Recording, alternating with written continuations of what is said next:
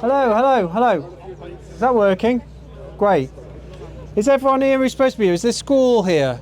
Are you from is it the Elliot, the school? Do you know you're here from a school, right? Yeah, brilliant, good, yeah, nods, yeah, perfect.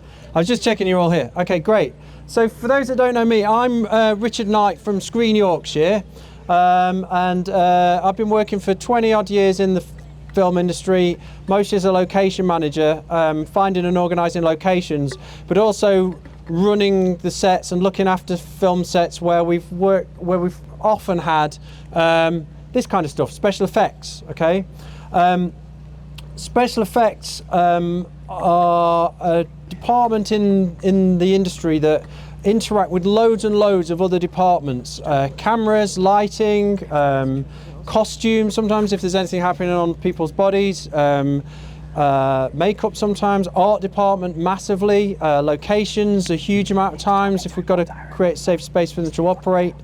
They also work across feature films, dramas, but also light entertainment stuff. So the team here have done loads of work on the show 8 out of 10 Cats Does Countdown, that sort of stuff, in studios, all that kind of stuff. So if you're interested in a career in the screen industries, there's a very high chance at some point in your working life you will interact at some point with the special effects team. So the idea of today's demo is just to give you a bit of a heads up and show you how they roll, basically, okay? I'm going to introduce Rob shortly, but there's a couple of little bits of housekeeping. The first is, please keep behind the line here. That's there for your safety, okay? The second thing is, some of these effects do go with a bit of a bang. A lot of them have been designed to work quietly because they have to work quietly on set so that sound can still record the dialogue. But some of them do have a bit of a noise. So for anything noisy, we'll let you know. If you're a little bit sensitive, you can put your hands to your ears. We are on the 5th of November, which is a particular day for explosions, so you will hear much, much louder fireworks this evening, I'm pretty sure. But that's your housekeeping, basically. So we're going to work through a list of stuff for this demo, and the guy looking after it is Rob here, Rob Rowley, who's Rowley SFX, yeah. Morning. So Rob, Rob was actually a student at this. When were you here?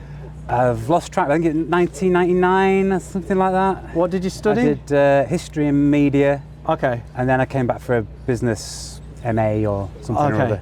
Well, at that time it was already the family business. Yeah, that's right. Yeah. So was it always did you always think you would end up in the family business? No, I came to uni to buy a bit of time. Okay. So it all worked out. Yeah. Okay. So what sort of stuff have you been working on recently, just to give an idea of the kind of scale of things? Well, the big thing we were busy with, I don't know if you can hear me, busy last year, it was I think for Paramount, called Gentleman in Moscow, a Ewan McGregor thing, and that was sort of 6 months on that. But this year we've kind of been on quite a lot of UK crime shows. You know, there's one in Bradford called Verdi. We finished that in the summer. Yeah, I'm trying to think. They all sort of blur into one. They all merge into one. Yeah. Okay. See, we work on a few at once, you see. So okay. Cool. Yeah. So we'll go through this list then. So the first one's Artems. Yeah, well, just some smoke and stuff. I was going to sort of introduce who we've got here. Oh, okay. Yeah, sure. Yeah. Sorry, go for it. Our main sort of team. There's Lily, Rog, Gaz, Chris, Steve. There's a few others who couldn't make it. And we haven't done these talks for a while. You know, it's a bit drizzly, so hopefully everything will work for you. Yeah. And like you say, it's all sort of small scale stuff, and everything's out of context. So you're going to have to imagine that we're in a woodland or on a battlefield or whatever the set is. You know, some Victorian village. You know, like effects normally have a context. You know, so they make sense and look good. That's the book. Well, that's the book. Yeah, this is my dad's book. So the company is a family company. My granddad started it doing props. Dad moved it into special effects, and I sort of joined him. I've been doing this about 26 years, give or take. This is the book we work from. So this tells you everything you need to know about effects. Yeah. So, it's my little icebreaker there. Yeah. So right, let's go through this list then. So We got a bit of yeah, smoke and atmospherics. That's stuff we do out on set a lot. Yeah. Got kind of like the sort of main workhorse that you'd put, you know, you'd run around a woodland or a back alley with these R10 smoke guns. Just yeah, fire them up in your own time. Yeah. So you could put a little out, you could put a lot out, and that's like a really dense stuff that hangs nicely in between trees or wherever, you know. So you can go very light with that. Just take it down. And usually you've got a DOP sort of, you know, shouting at you that there's too much or too little or whatever, you know. Yeah.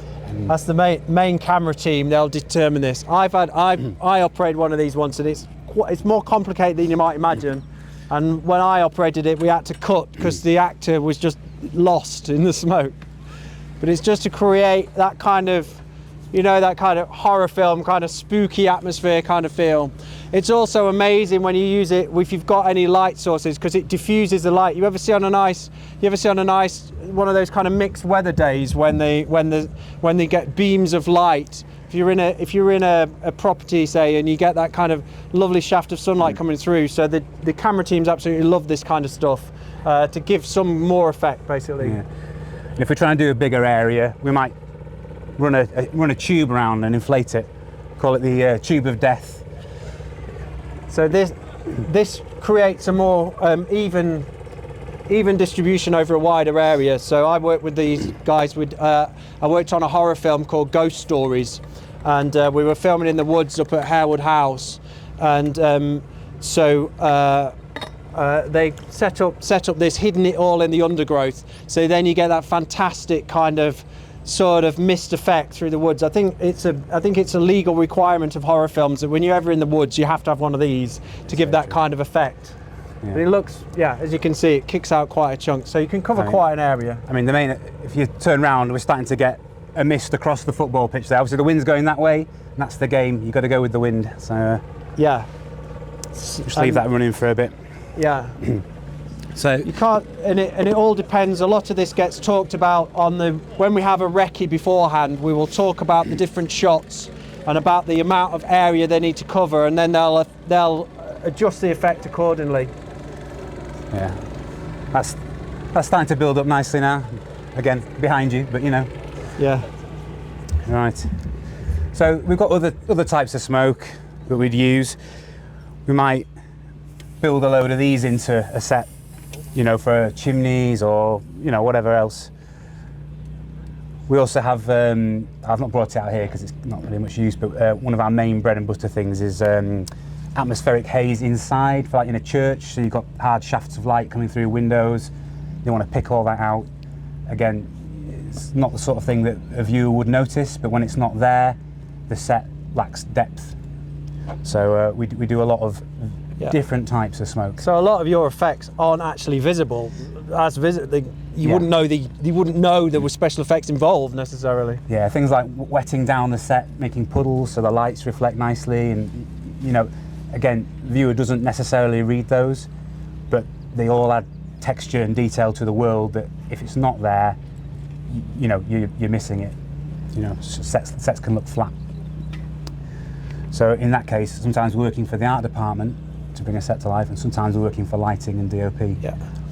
If you ever watch a show that features a cobbled street at night, then again it's pretty much the law that the cobbles have to be wet because they reflect the light that the film crew bring in. They look amazing. So they're often doing wet downs of streets to help with lighting because it bounces and just looks amazing.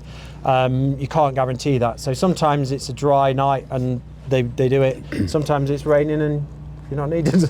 I've stood there in the real rain doing fake rain. We'll show you a bit of that in a minute. But, ours tends to read better. So there's other types of smoke. We've got some coloured stuff that we quite often end up using, sort of riot scenes, things like that. So there's some pretty red smoke. Yeah. Classic football hooligan sort of vibes. Wow. So yeah, running around with those kind of things. And we'll show you a big yellow one in a moment. We got a load of yellow ones for like a battlefield sequence for sort of mustard gas, which is a bit of a lie because mustard gas isn't actually yellow, but no, you know, sometimes. Yeah.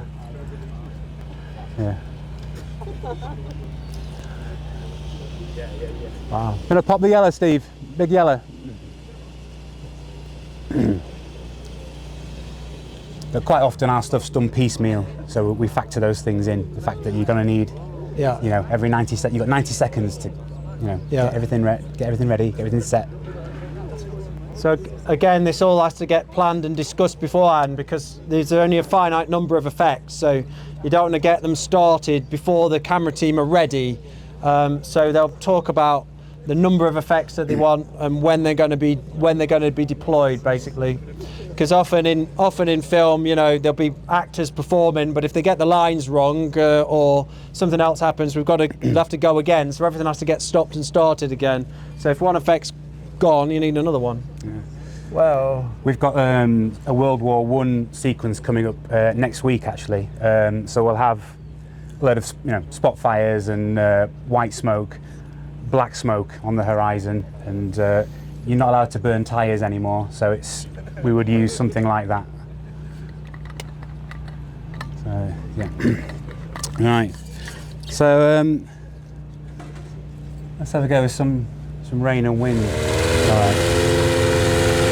So we do, for bigger sets, we have like a 20-foot rig that'll go up in the air on a crane, a big cherry picker, cover a whole set.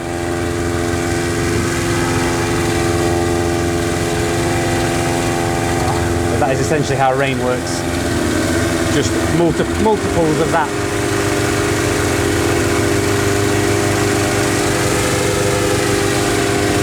Yeah, you get the idea.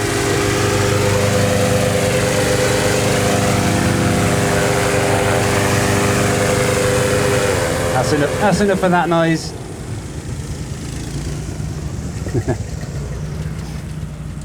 Yeah, there's usually some first AD going, cut, bloody, turn it off, turn it off. You can't hear anything. wow.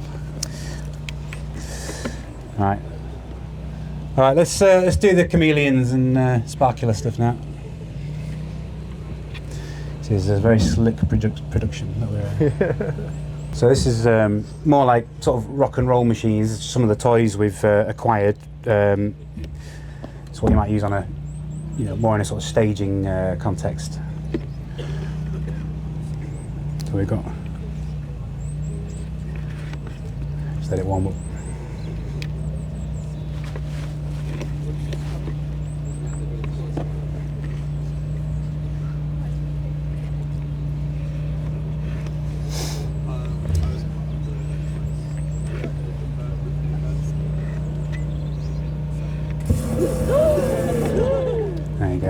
So, you know, you might see these on stage with a sort of, you know, rock and roll band, but oh, the desk keeps going off.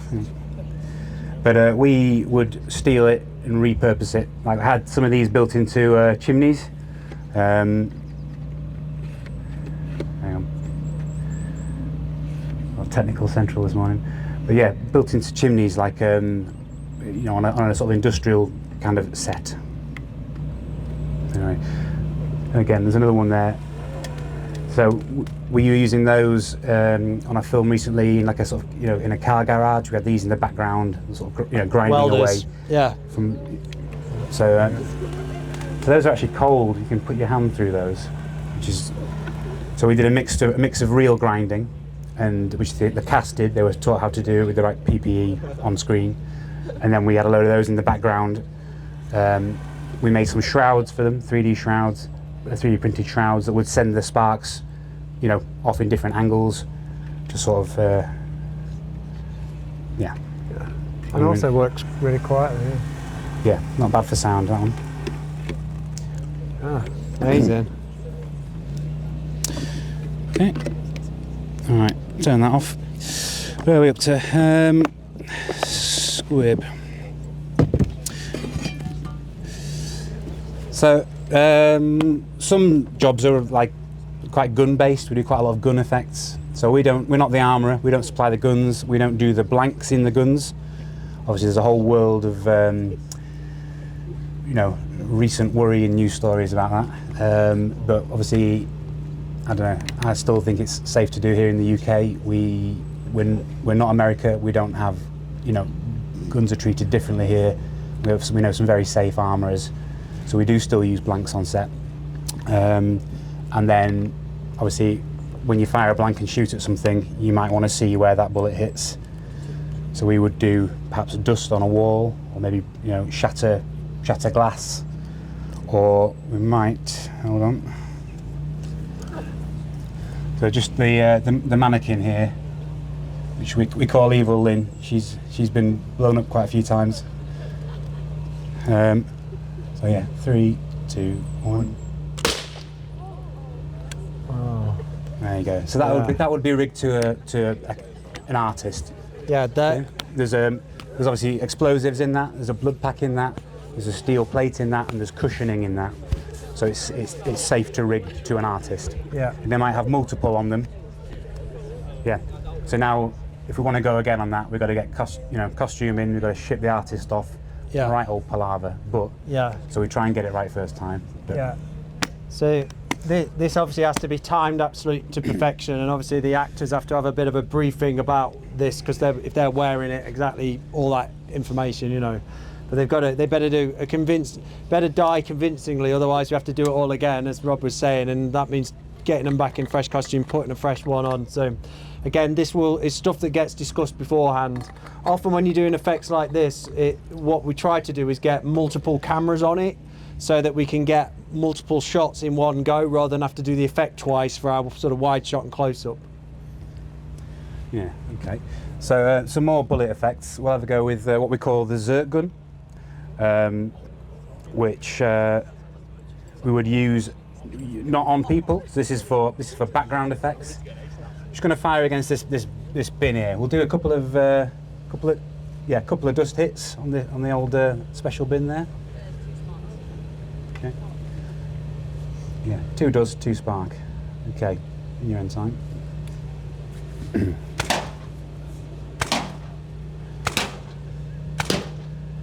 Yeah, so you see, so there's no pre-rigging on that. You know, that's a tool we can use to quite quickly, you know, you'd use the dust on, say, red brick and the spark on metal.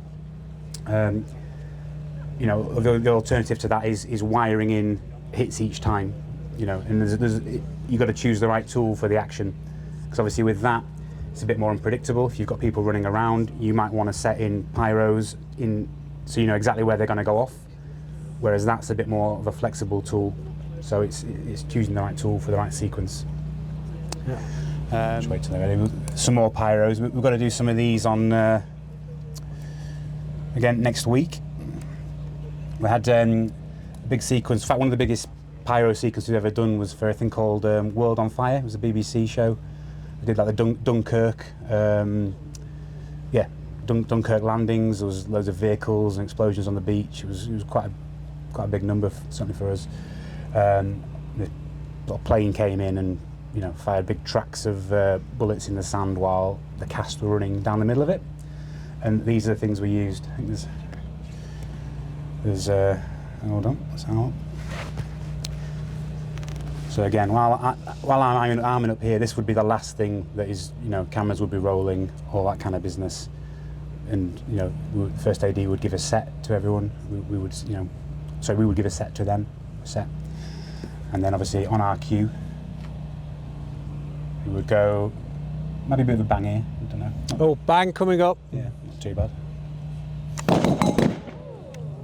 Wow. There you go. So again, you'd put those in the undergrowth, you'd have a lot of stunt guys running between them, you know, you'd have however many of those.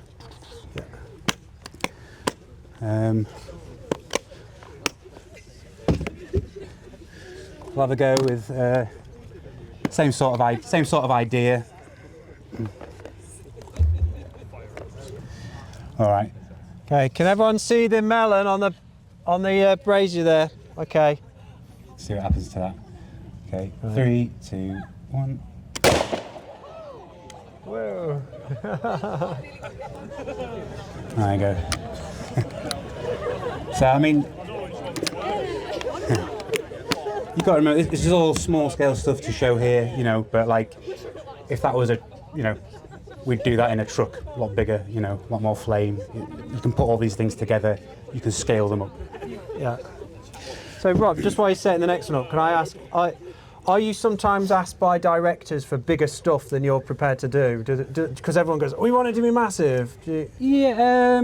Yeah, so if they want to do something massive, there's got to be the things in place to be able to do that. You know, we need more distance, we need more... Yeah, more safe zone and things like that. Yeah. So you can go bigger, you just got to... I mean, quite often what happens is, to go bigger, they will enhance in post-production. So we'll still do the effect on set, but then they would enhance, or we would do an element, you know, for them.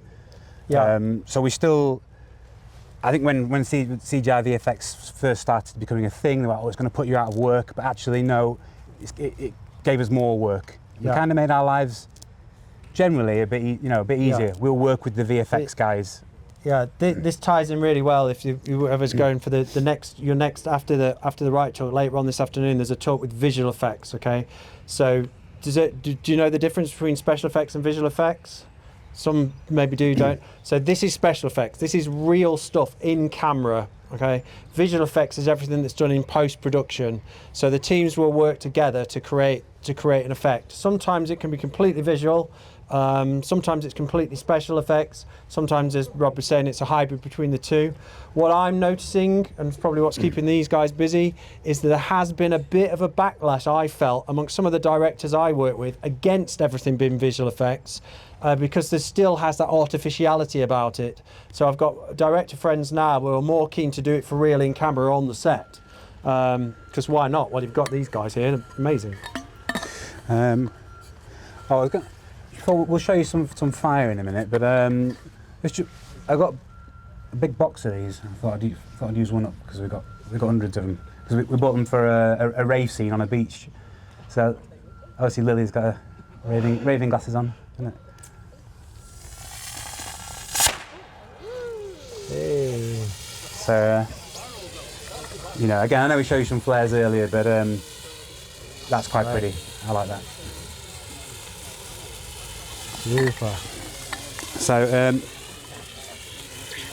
just while we're getting ready, we're going to show you some fire in a moment. Is anyone now considering a career in special effects? Me. Yeah. I'm wearing my clean jeans today, but it's quite a grubby job to be fair. It's you get black special effects hands, like sort of. And it can be quite stressful as well if they're waiting on if the whole crew or shoot days can cost well north of £100,000 a day. So if there's a delay while you wait, don't worry about that. Set do the handheld. It can get quite stressful.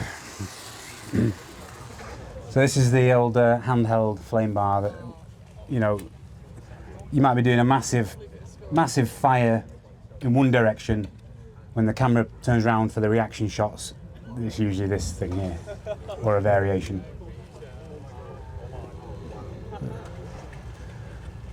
So yeah, usually one of us. The old trusty handheld flame bar. Yeah, nice, right? Right. Shall we? Yeah, there you go. Right. We'll show you a fireball in a moment. It'll take a couple of minutes to just get set. So, talk amongst yourselves.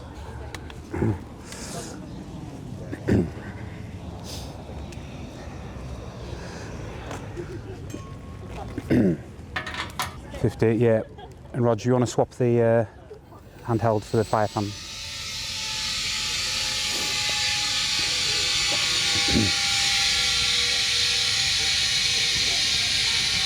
Okay. Have to move the batteries and button back. Have to move the batteries and the button back. Yeah. So yeah, just while they're filling that, it's that's the device we might put into a vehicle or coming out of a doorway or whatever. you can use it with gas, or you can fill it with air. Put a hopper on the front, send a load of debris out, with a soft, soft stuff to, blow rubbish over people. So in this case, we're going to assume that something's on fire already, and it's the old gas cylinder inside, or whatever it is, whatever the script writers have put in there. So, I don't know. Do you want to count it down or something? Yeah, go on then. Flight from 5. Do you want to count it down? Flight from 5. 5, 4, 3. 2, 1.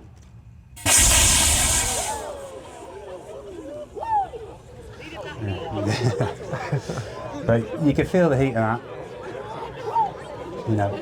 So you get into a set that's been prepared for a fire. We'll do a lot of prep work. A lot of the effort goes into the prep to make it safe on the day. You have to work with art department and construction, get it safe. But you can feel the heat there. You imagine a crew and a load of actors in an enclosed space. It's you've got to take it seriously. So yeah, but I think that's us. That's what we want to show. I think that's it. I think that's it, folks. Yeah. Awesome. Thanks, man. That was fantastic. Cheers. Super good.